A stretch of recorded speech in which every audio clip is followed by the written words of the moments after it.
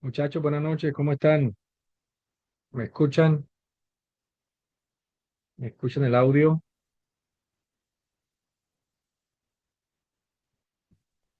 Sí, profe, buenas noches, ahí se escucha. Gracias, Mejía, muy amable.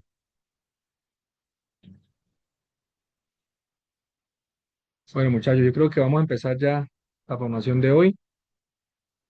Es importante recordar que cada formación, al final de la jornada, la grabación es montada al canal y cualquier compañerito que pues por cualquier razón no se haya podido conectar, va a poder verificar y escuchar la respectiva clase.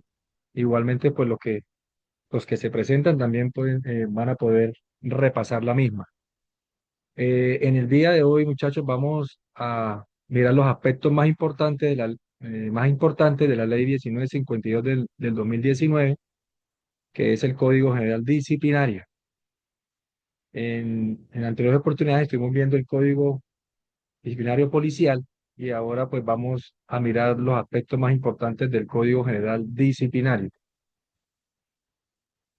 Encontramos en los primeros artículos del citado estatuto los principios y las normas rectoras de la ley disciplinaria, con lo cual encontramos el artículo primero, el reconocimiento de la dignidad humana.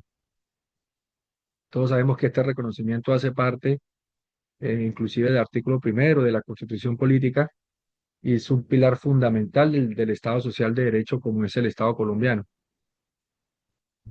El artículo primero de la norma nos dicta que quien intervenga en la actuación disciplinaria será tratado con el respeto debido a la dignidad humana. Ese artículo primero, pues, está en concordancia, como ya se dijo, con varios artículos y principios de la Constitución Política. En el artículo segundo encontramos la titularidad de la potestad disciplinaria, la cual da funciones jurisdiccionales a la Procuraduría General de la Nación y siendo el Estado el titular de la misma, el Estado colombiano, el titular de esa potestad disciplinaria, la cual le atribuye a la Procuraduría General de la Nación esas funciones jurisdiccionales para vigilar o para la vigilancia superior de la conducta oficial de quienes desempeñen funciones públicas, inclusive los de elección popular, para poder adelantar investigaciones disciplinarias e imponer las sanciones a que haya lugar, ya sea destitución, suspensión o inhabilidad, y las demás que establezcan la ley. Posteriormente, en el artículo 3 encontramos el poder disciplinario preferente como principio. ¿Qué nos quiere decir este poder preferente, poder disciplinario preferente?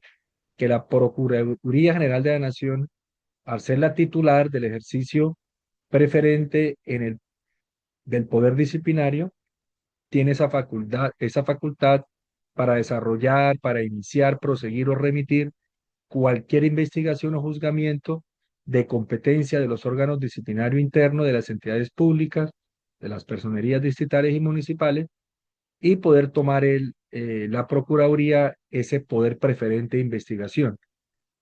Igualmente, con este poder puede asumir el proceso en una segunda instancia. Cabe resaltar que las personerías municipales y distritales tendrán frente a la administración el poder disciplinario preferente, frente a la respectiva administración, ¿no? Frente a las alcaldías o municipales o alcaldías distritales. El artículo cuarto nos habla sobre la legalidad y nos dice que los destinatarios del código o de esta ley solo serán investigados y sancionados disciplinariamente por comportamientos que estén descritos como falta en la ley vigente al momento de su realización. La persistencia también se predica de normas complementarias. Cabe resaltar que esta labor de adecuación típica se someterá o debe someterse a la aplicación de los principios de especialidad y subsidiariedad que hacen parte, lógicamente, del código. Posteriormente, el artículo 5 nos habla sobre los fines de la sanción disciplinaria. Importante este artículo, muchachos, porque pues nos trae a colación o nos trae esa definición de los fines de la sanción disciplinaria. Tiene como finalidad la prevención y la corrección, es decir, hay una finalidad preventiva y finalidad correctiva. ¿Qué es lo que se busca con estos fines? Garantizar la efectividad de los principios y fines previstos en la Constitución, la ley, tratados internacionales que se deben observar en el ejercicio de la función pública. Importante estos fines de la sanción disciplinaria, como ya lo vimos, finalidad preventiva y finalidad correctiva. El artículo 6 nos dice o nos habla acerca de la proporcionalidad y razonabilidad de la sanción disciplinaria, que lo que quiere decir es que la imposición de la sanción deberá responder a ese principio de ser proporcional, de ser razonable. Debe corresponder, lógicamente, a una clasificación de la falta respectiva y una graduación de acuerdo a los criterios que fija la ley. El artículo 7 nos habla acerca de la igualdad. Este principio de la igualdad consagrado en la Constitución política, tratados internacionales.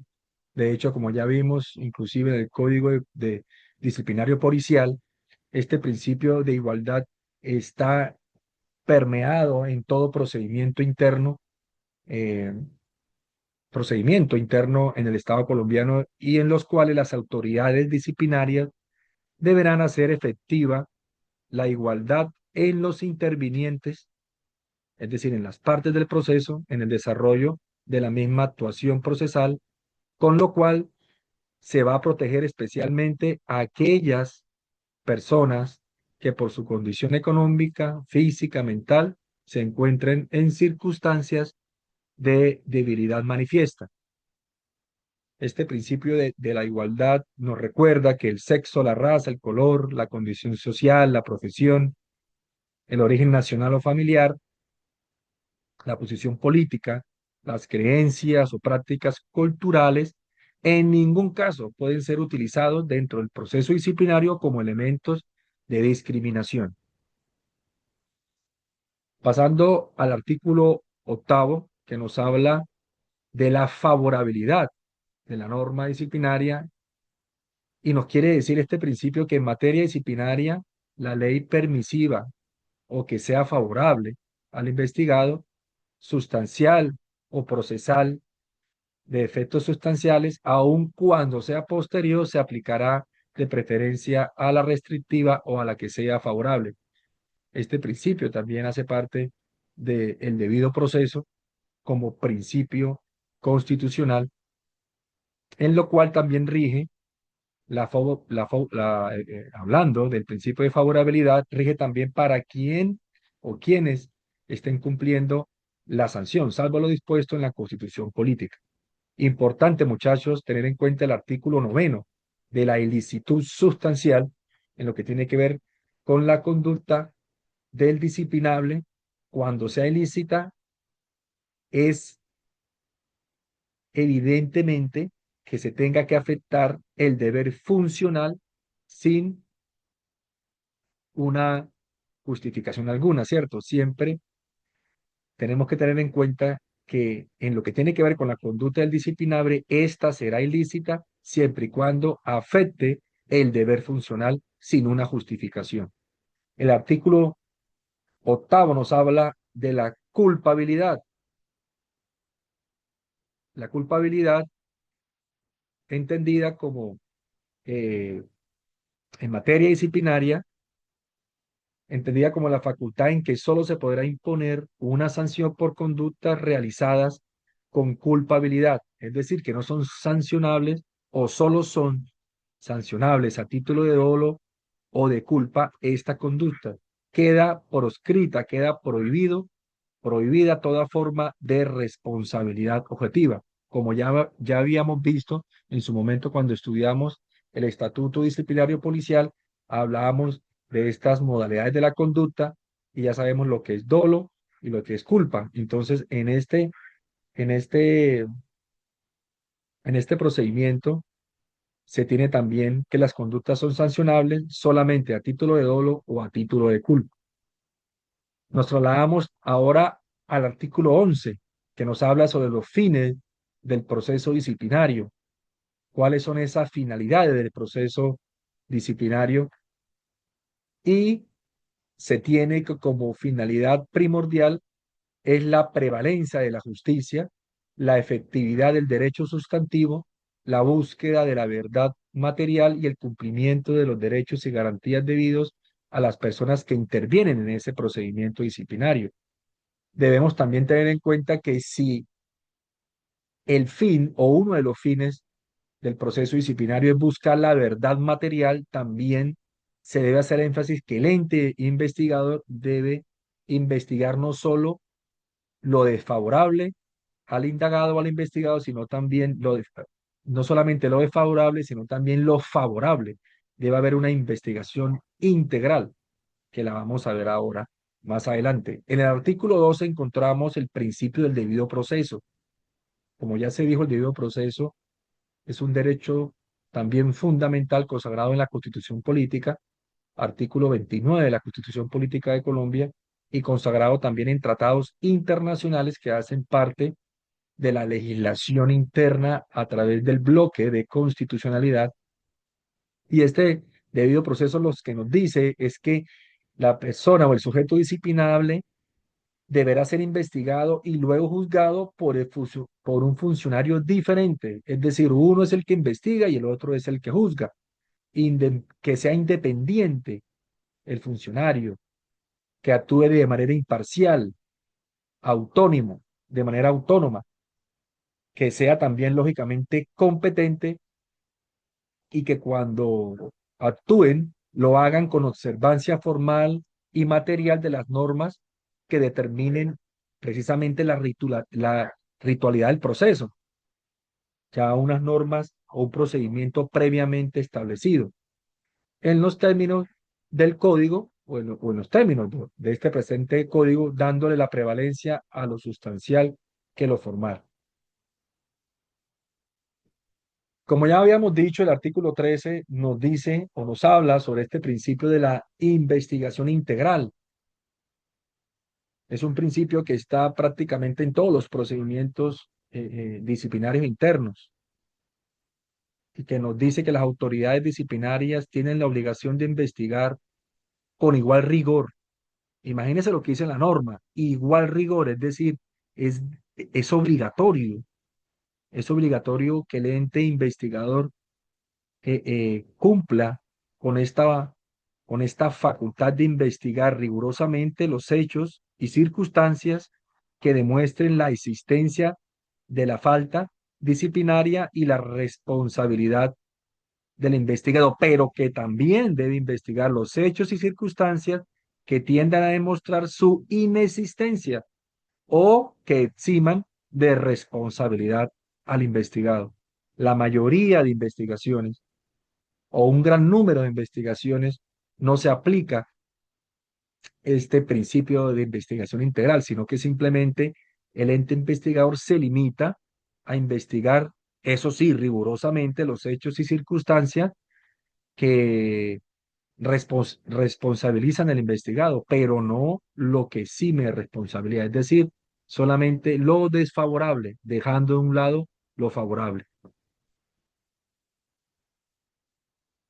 El artículo 14 nos habla sobre la presunción de inocencia.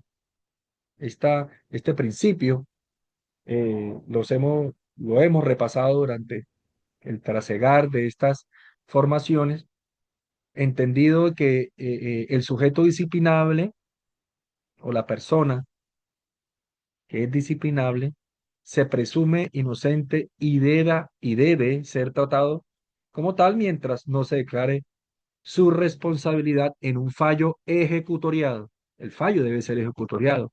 Es decir, que durante la actuación disciplinaria, en el transcurso de esa actuación disciplinaria, en la práctica de pruebas, ya sea documentales, testimoniales, se debe tener en cuenta que toda duda razonable debe resolverse a favor de ese sujeto disciplinable cuando no haya modo de eliminar la responsabilidad.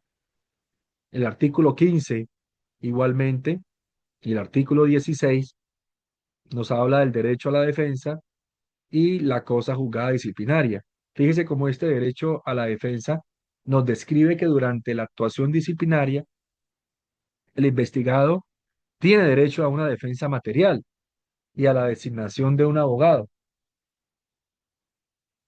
Si el procesado solicita la designación de un abogado, así deberá procederse, ¿cierto? Se le da nombrar un abogado, así sea de oficio. Cuando se juzgue como persona ausente, deberá ser representado a través de un apoderado judicial. Si no lo hiciere el ente investigador o si no se tiene un apoderado como tal que se le haya otorgado el poder, se designará un defensor de oficio, que podrá ser un estudiante del consultorio jurídico de las universidades reconocidas legalmente. Es decir, sí o sí se tiene que nombrar un abogado ante un proceso disciplinario. Muchas veces la práctica, sobre todo en los procesos disciplinarios internos de la policía, el policía renuncia a este derecho, no se defiende. Muchas veces llegan ya solicitando un abogado, buscando un abogado, ya prácticamente cuando se le ha emitido un fallo sancionatorio, es decir, durante todo el proceso no ejerció este derecho de defensa. El artículo 16 nos habla sobre la cosa juzgada disciplinaria.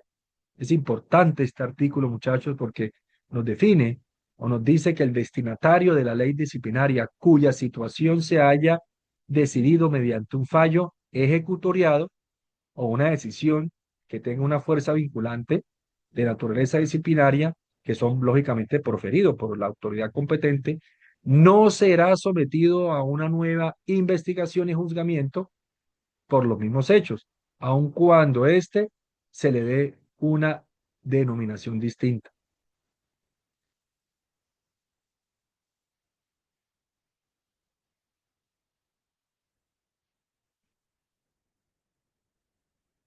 Pasando al artículo 17, nos habla sobre la gratuidad de la actuación disciplinaria y nos define la misma como que la actuación procesal o ninguna actuación procesal podrá causar erogación a quien intervenga en el proceso, salvo el costo de las copias solicitadas por los sujetos procesales. Muchos, muchas entes investigadores, pues ni siquiera cobran el valor de unas copias, dado de que ya el proceso se encuentra debidamente escaneado, digitalizado y es simplemente pues correr traslado de los archivos y ya con eso pues tienen acceso al expediente sin necesidad de expedir copias que tengan algún tipo de valor. Entonces, por ese motivo, esta gratuidad es un derecho por los cuales los sujetos procesales tienen ese derecho de que se les entregue de manera gratuita copia simple o reproducción de los autos, interlocutorios, del auto de citación a alguna diligencia, formulación de cargo y demás fallos que se profieran dentro del proceso. Es decir, copia íntegra de toda la investigación de manera gratuita. El artículo 18 nos habla sobre la celeridad de la actuación disciplinaria, en donde el funcionario competente debe impulsar oficiosamente la actuación disciplinaria y cumplir estrictamente los términos previstos en este código. Esa celeridad lo que quiere decir es que es una facultad de impulsar el proceso, pero por parte del funcionario competente, no por parte del sujeto disciplinable. La motivación,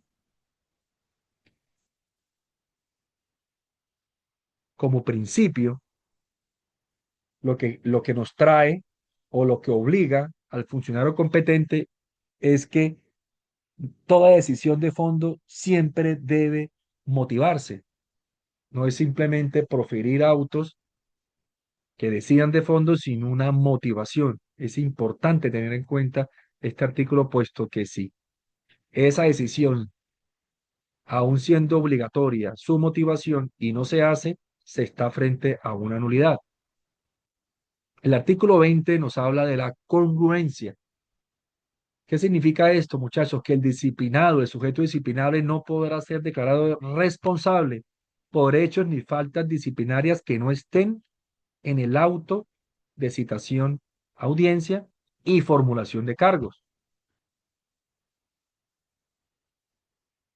Si el disciplinable en la formulación de cargos se le imputa una falta grave, calificada así dentro del código, debe ser o debe ser congruente con el fallo y no puede, en la formulación de cargos, un tipo de falta diferente a la que finalmente se le va a sancionar. ¿Por qué? Porque se está frente a una posible nulidad o una causal o una cláusula de exclusión, que es el artículo siguiente, el 21, que nos explica que toda prueba obtenida con violación a los derechos y garantías fundamentales será nula de pleno derecho, por lo que deberá excluirse de la actuación procesal.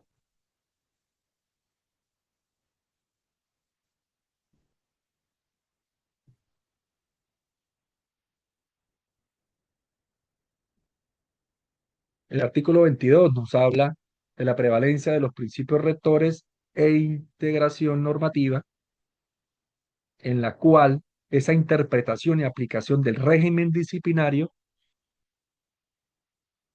prevalecerán siempre los principios rectores contenidos en la Constitución política, en la ley, tratados internacionales y convenios que son ratificados por Colombia. En lo no previsto, en el código se aplicará lo dispuesto en otros códigos de procedimiento, como el procedimiento administrativo, el contencioso administrativo, Código General del Proceso, el penal y Código de Procedimiento Penal, para que exista esa integración normativa en el caso de algún tipo de vacío.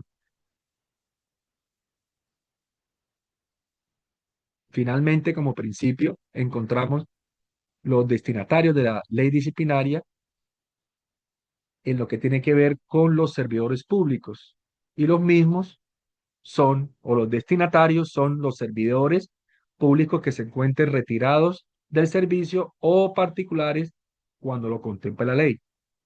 El mismo artículo nos indica que la jurisdicción indígena o los indígenas que ejerzan funciones públicas o administren recursos del Estado serán también disciplinados conforme a este código y lógicamente no se va a tener en cuenta la jurisdicción indígena a la cual pertenezca.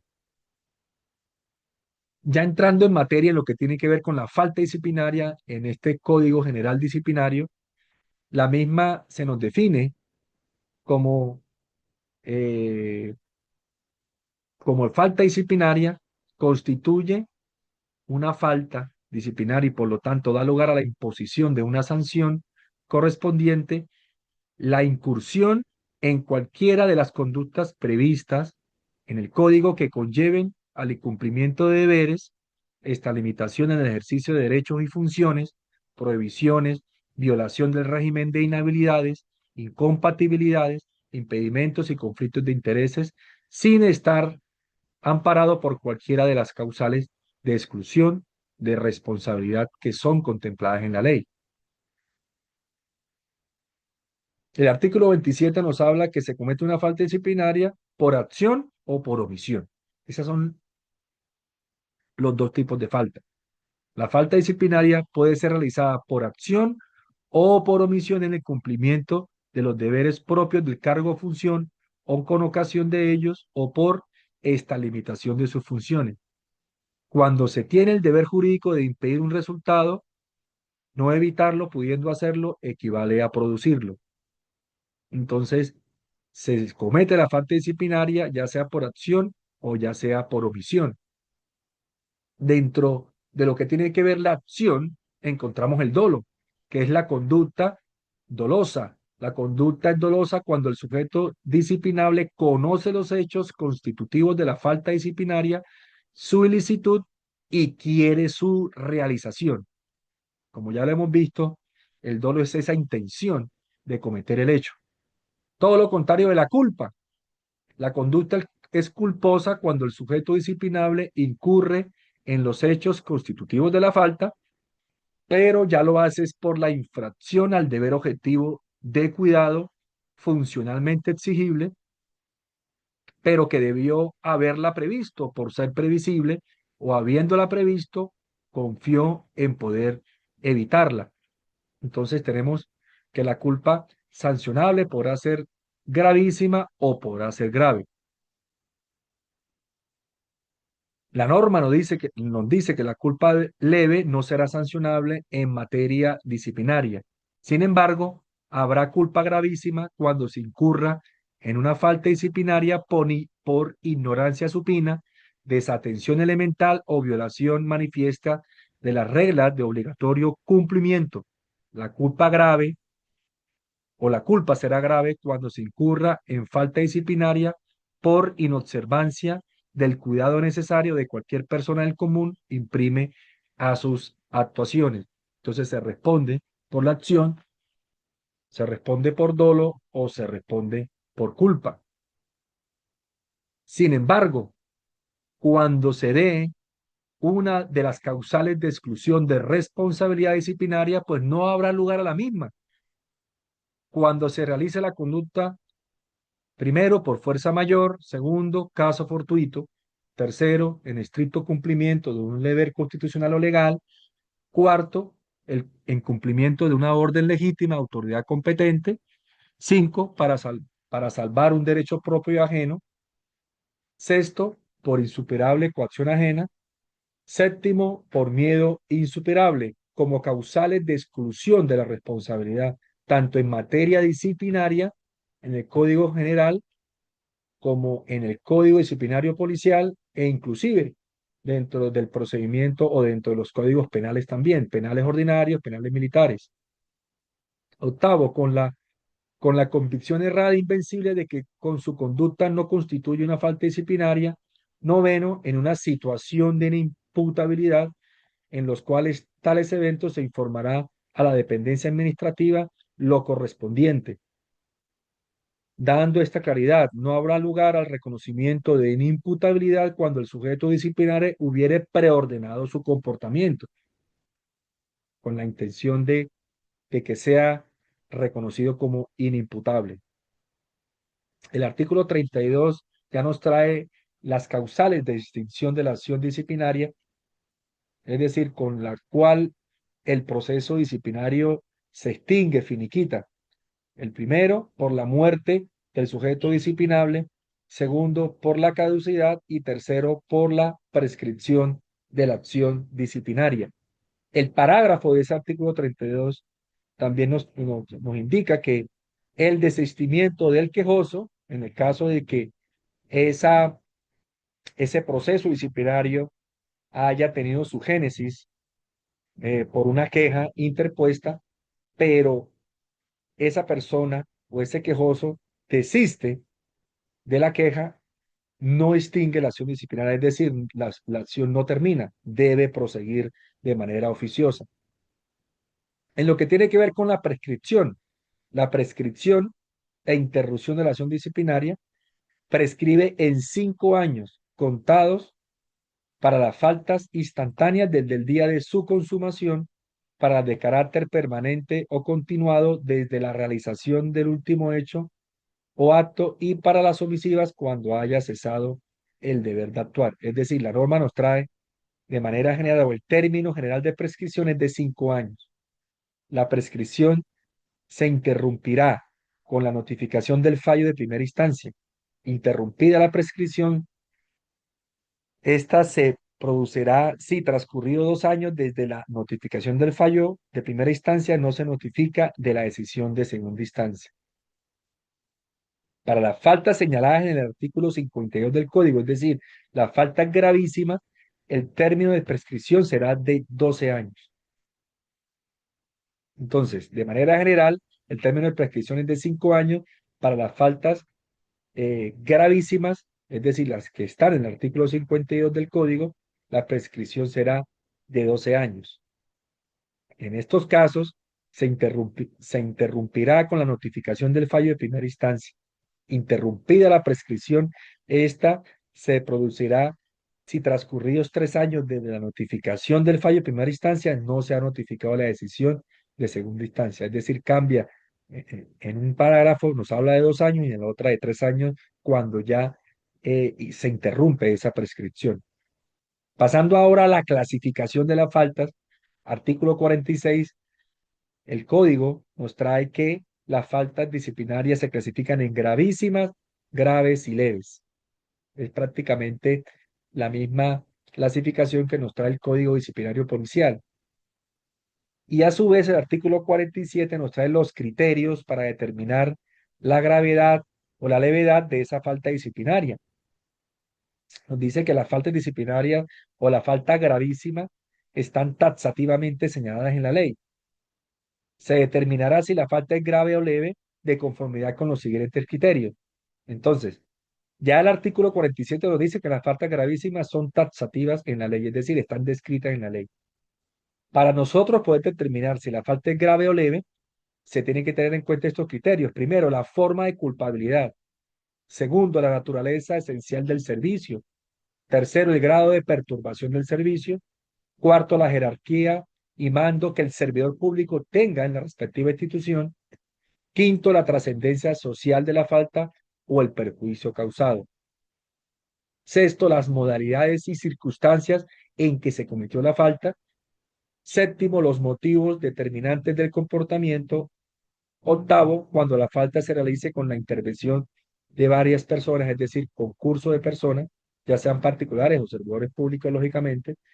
Noveno, la realización típica de una falta objetivamente gravísima cometida con culpa grave será considerada siempre una falta grave. Entonces, trae ese artículo 47 los criterios para determinar si la falta es grave o es leve. El artículo 48 ya nos trae lo que tiene que ver con las clases y límites de las sanciones disciplinarias. Nos dice ese artículo 48, el disciplinable será sometido a las siguientes sanciones. Primero, destitución e inhabilidad general de 10 a 20 años para las faltas gravísimas dolosas. Es decir, eh, la sanción más grave es para las faltas gravísimas dolosas que arranca de 10 a 20 años de destitución, perdón, arranca de destitución o una inhabilidad general de 10 a 20 años. Segundo, destitución e inhabilidad general de 8 a 10 años para las faltas gravísimas, pero que son realizadas con culpa gravísima, no con dolo, sino con una culpa gravísima. Tercero, la suspensión en el ejercicio del cargo, ya aquí no hay destitución, sino solamente suspensión en el ejercicio del cargo de 3 a 18 meses e inhabilidad especial por el mismo término para las faltas graves dolosas. Cuarto, suspensión en el ejercicio del cargo de 1 a 12 meses para las faltas graves culposas. Quinto, multa de 10 a 180 días de salario básico de vengado para la época de los hechos, para las faltas leves dolosas.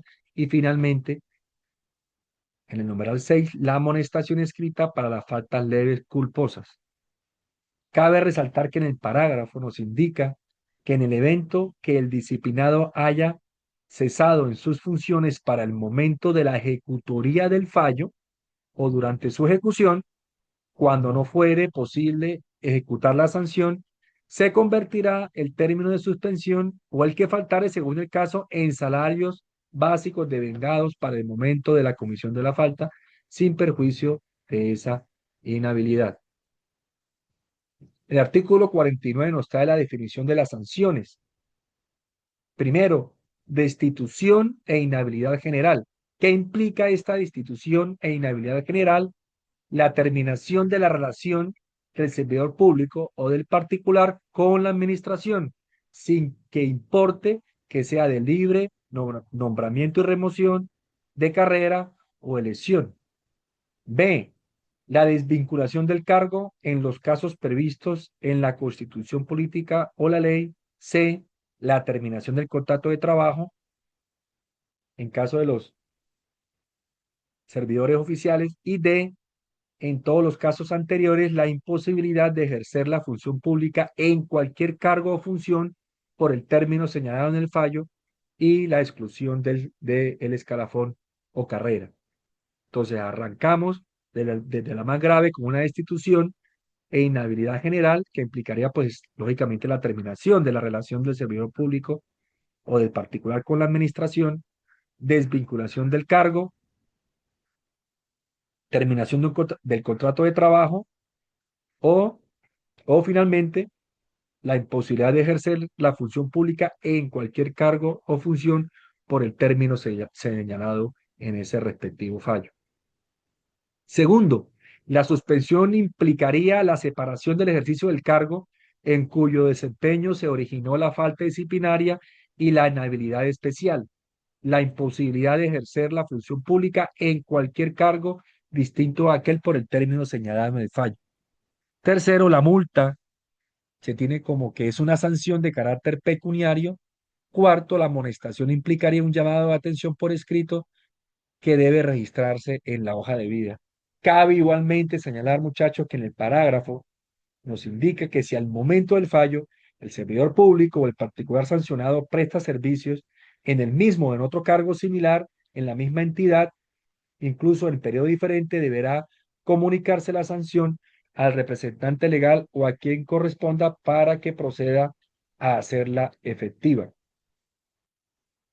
El artículo 50 ya nos trae unos criterios para la graduación de la sanción, en donde la cuantía de la multa y el término de duración de la suspensión e inhabilidad se fijarán por unos criterios, unos atenuantes, es decir, criterios favorables, la diligencia y eficiencia demostrada en el ejercicio, en el desempeño del cargo de la función, si de pronto hubo una confesión de la falta o una aceptación de cargos, ya sería lógicamente un atenuante. Haber resarcido el daño, compensado el perjuicio por iniciativa propia, haber devuelto, restituido o reparado, según el caso, un bien afectado por la conducta constitutiva de la falta. Pues, lógicamente, siempre que esa devolución, restitución o reparación no se hubieran decretado en otro proceso. Haber devuelto o restituido también es un atenuante. Y también se nos dan el agravante, haber sido sancionado fiscal o disciplinariamente dentro de los 5 años anteriores por una comisión de conducta que se investiga. Es decir, un agravante sería cuando el investigado que va a ser sancionado es renuente, es recurrente, ¿cierto? En esa comisión de faltas disciplinarias y que tenga una sanción dentro de los 5 años anteriores.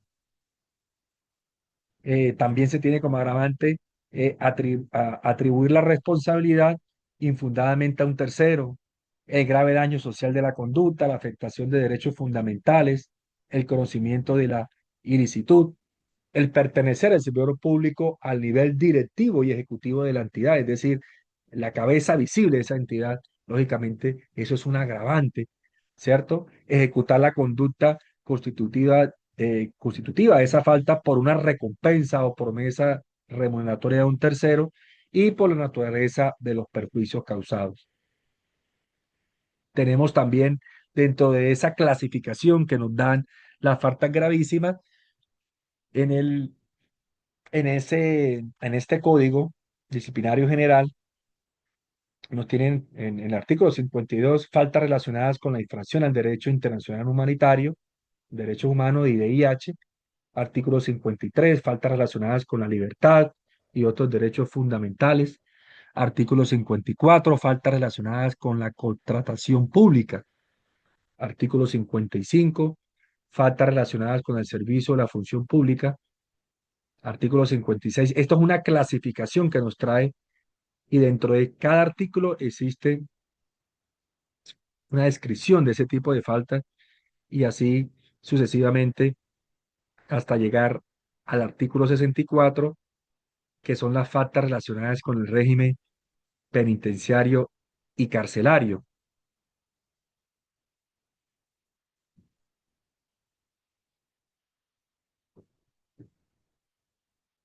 Dentro de este de estas faltas relacionadas con el régimen penitenciario y carcelario tenemos falta disciplinaria, el procurar o facilitar la fuga de un interno o dar lugar a ella, en lo que se llama el propiciar o el ayudar para una posible fuga de presos. Introducir, permitir el ingreso, fabricar, comerciar armas, municiones, explosivos.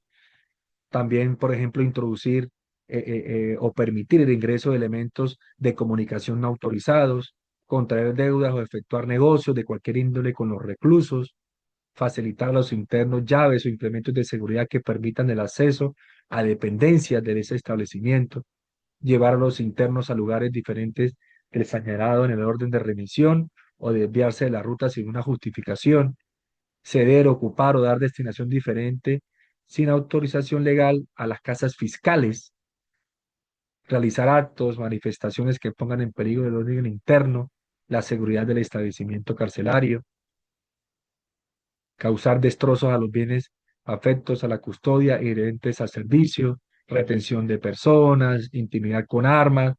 Hay varias conductas con referente a cada tema y que las mismas configurarían una falta gravísima dentro del presente código. Muchachos, hasta aquí la formación de hoy.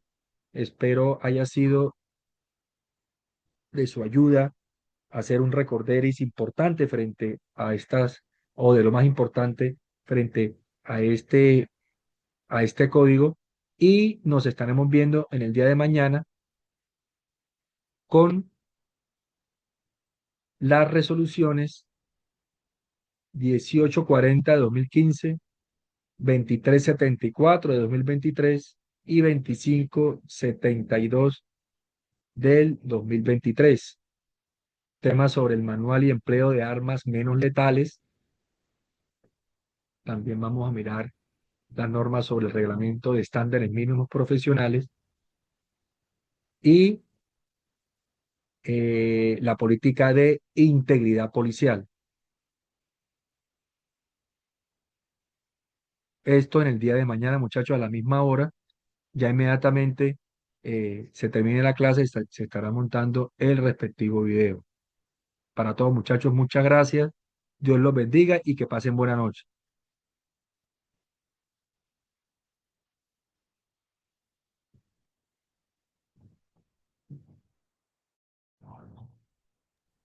Buenas noches, profe, gracias. Gracias, Mejía. Buenas noches. Feliz noche, profe. Dios lo bendiga.